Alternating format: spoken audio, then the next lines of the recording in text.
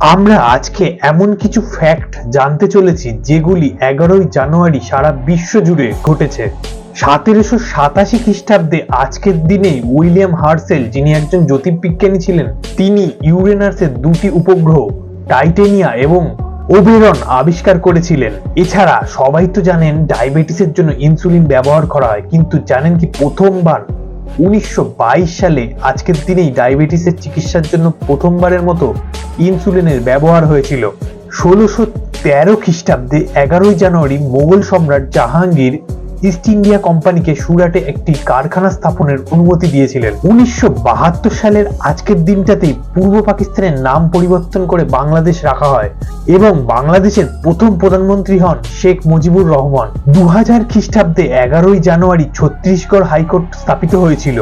2007 সালের আজকের দিনটাতেই ইংরেজ লেখক জে.কে. রাউলিং তার সব থেকে প্রশংসিত হ্যারি পটার সিরিজের লাস্ট পর্ব দ্য ডেথলি হ্যালোজের লেখা কমপ্লিট করেছিলেন।